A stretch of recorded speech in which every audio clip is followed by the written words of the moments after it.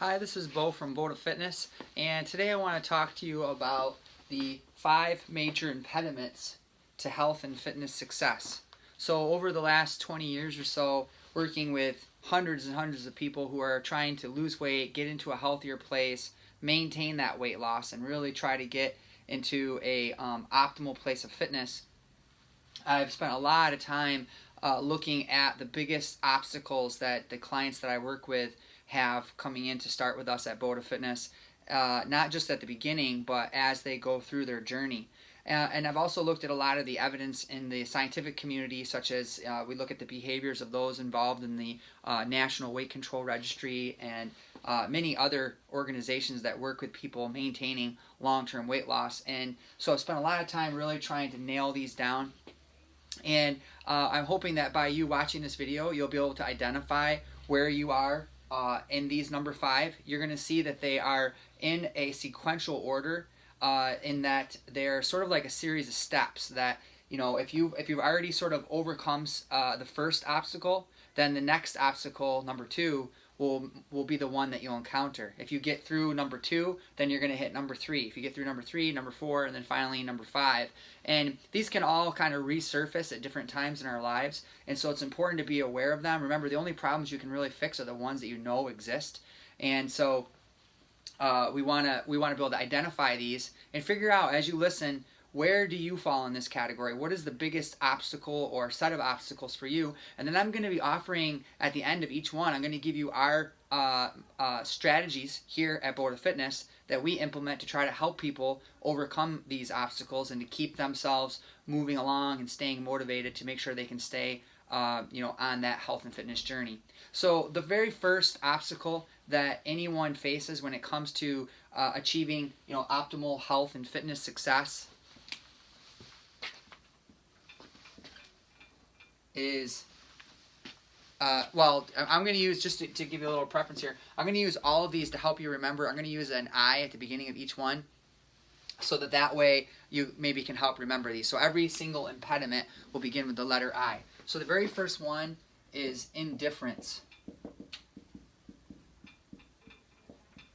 And indifference, another word for indifference is apathy.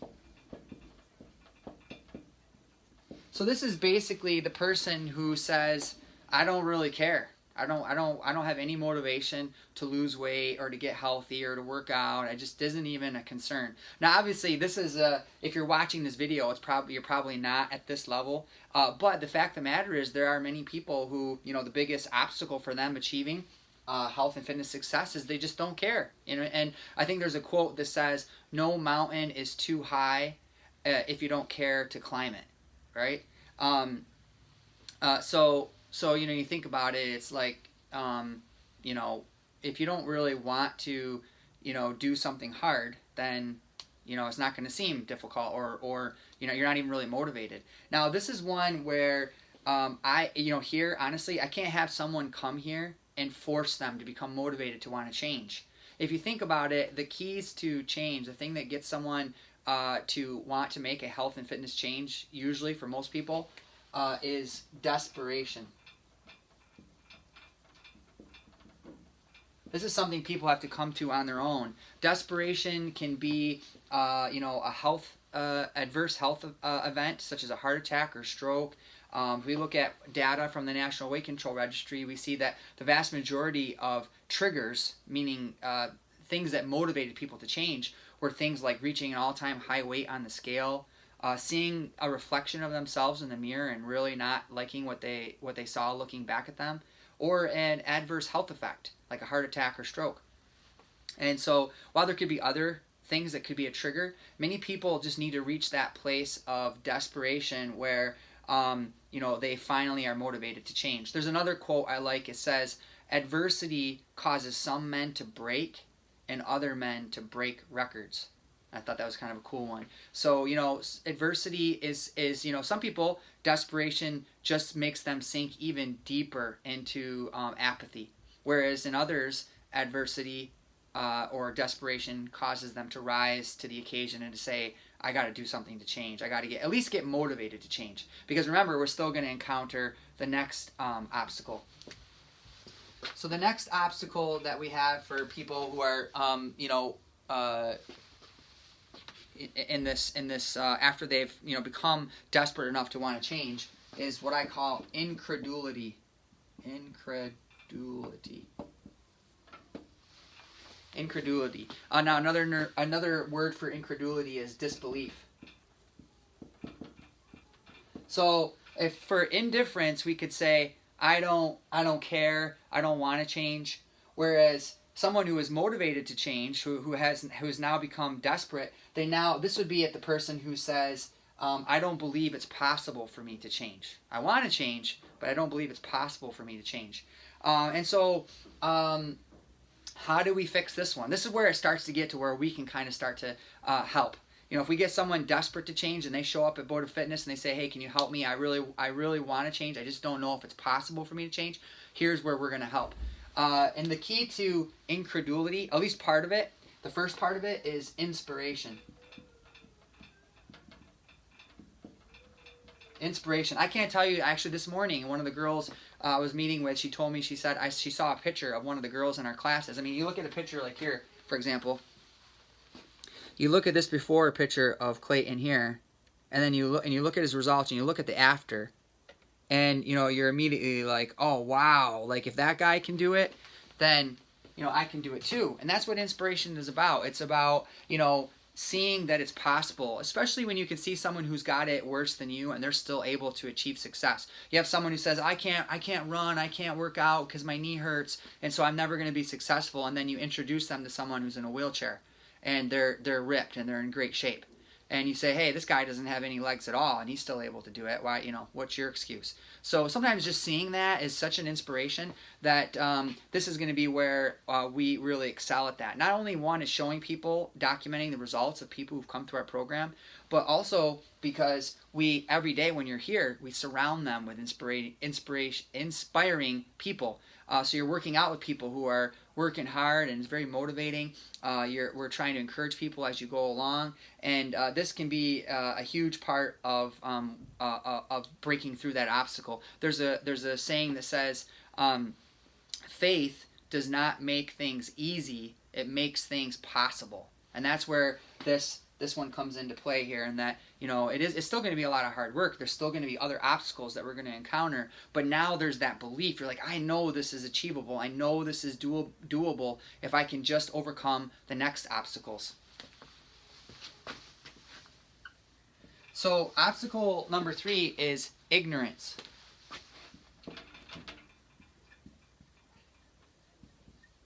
So this is the person who says, I want to change. I know it's possible to change, but I don't know how to change. I don't know what to do. And this is, where many people say, I don't know what diet to follow. I don't know what exercise program to follow. I'm not sure how often I should do it.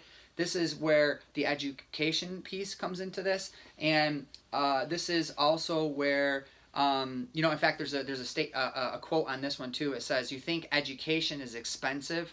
Try ignorance. Because there is a lot of expense associated with ignorance.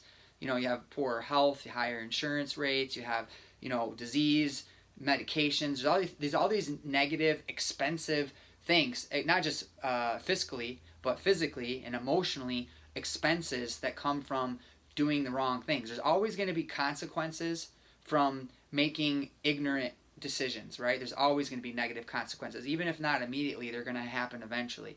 So how do we at Aboda approach this one? Well, this is where education is super important. We need people, when we're here, we want people to not just come here to work out, we want them to come here to learn. So every day we make it a point of sharing information, not only from our opinion, but from the science. So we're quoting the sources, we're quoting the doctors, we're quoting the journals. So when someone's here, it's not like, oh, Bo told me this.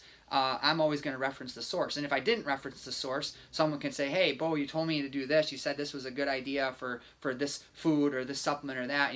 And I always encourage people to say, hey, if I didn't quote the source, come and ask me, and I'll tell you where the evidence is. So you can go look it up for yourself and check it out for yourself and see if it makes sense to you and if it's actually science-based or evidence-based information. This is part of our philosophy of, you might have heard of the saying, it says, give a man a fish, feed him for a day. teach a man to fish, feed him for a lifetime. And so what we really want to try to do is teach people here how to do this thing for life and to make it a part of their whole life and not just a short-term, thing. So next we have number 4. The next obstacle is isolation.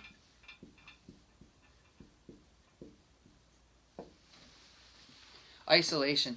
So isolation is, this is the person that says, I want to change. I believe it's possible to change. I think I kind of know how to change. I'm starting to learn a lot of the nutrition and exercise and lifestyle and, many of those components, and they're learning them as they go. But the person who is isolated, they say, I don't have anyone supporting me. I don't have any of my friends. My spouse doesn't support me. I just don't have anyone around me who's really, on this same journey with me. And then again, this is where Boda Fitness really excels in that we, not only do we have the trainers here who are for support and who are helping hold you accountable and doing that ongoing assessment and pushing you during the workouts, but we have all those other people that you're participating with who are kind of become a support group for you. They become your friends. That you work out with them. You establish these healthy relationships. You want to surround yourself with people who are on the same journey, and not only that, but people who help you excel. There's a statement that says that if you hang out with chickens, you cluck, but if you hang out with eagles, you soar, right? You want to surround yourself with people who are on the same mission as you. And so people who are like, I met with someone this morning and they're like, well, I'm just going to try to work out in my basement. And they were talking about how their spouse just eats, crap all the time. And by the way, CRAP is an acronym. CRAP stands for calorie dense, refined, artificial, and processed. And so if you have someone who's eating a lot of crappy food that you hang out with all the time, you're always trying to do a workout when you feel like it, nothing structured or set in stone, it's likely it's not ever going to happen. Healthy eating is not going to happen. It's very difficult to be successful on your own in an isolated, place. We also try to incorporate many things in our workouts that really help to bring out that team dynamic that can really be motivating. And remember, the acronym for team, TEAM, stands for Together, Each Achieves More. And so when you're working together in a group, like we do here at Boda Fitness, there's just always so much more higher energy levels, more motivation, more fun. It's just a great environment to really foster great results. So finally, let's get to obstacle number 5.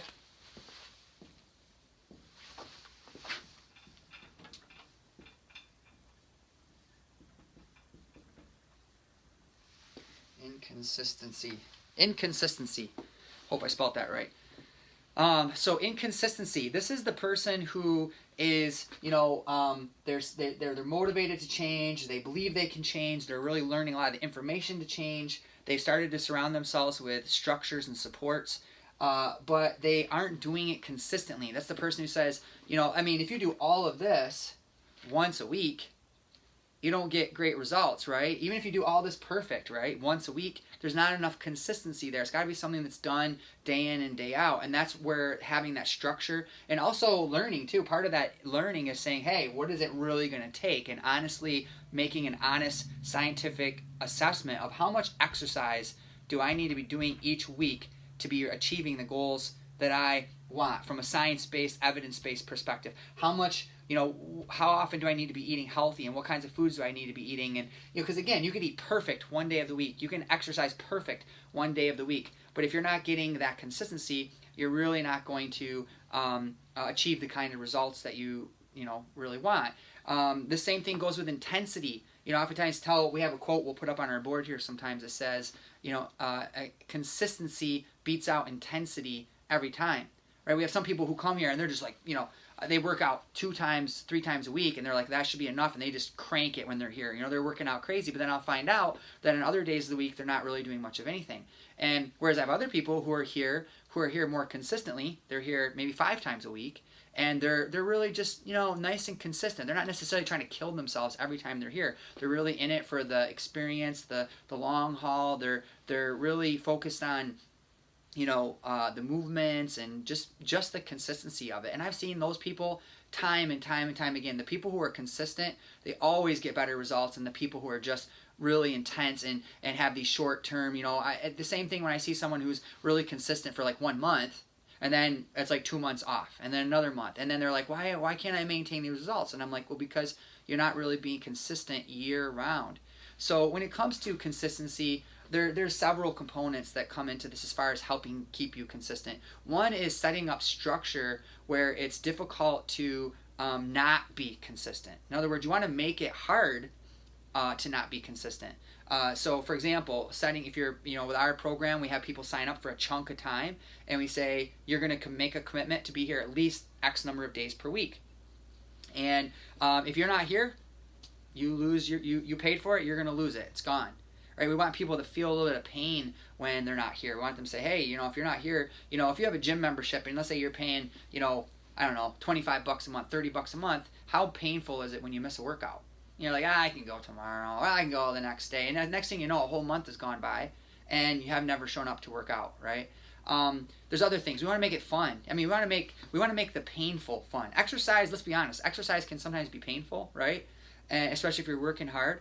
But we need to make it fun. We need people to say, I don't want to miss my workout because, yeah, it's hard work, but man, I have a blast when I'm there. Playing games, having prizes, seeing friends. There's got to be lots of different components you work into making it difficult to not be consistent. We want people to really want to show up and do their workout and feel, like they missed something great if they weren't here. And there's a lot more to that with consistency. Education plays into that as well. Learning and being aware of saying, hey, I need to know realistically what I really should be doing, and know, that, if it's a certain number of days per week or certain types of exercise, and same thing with food.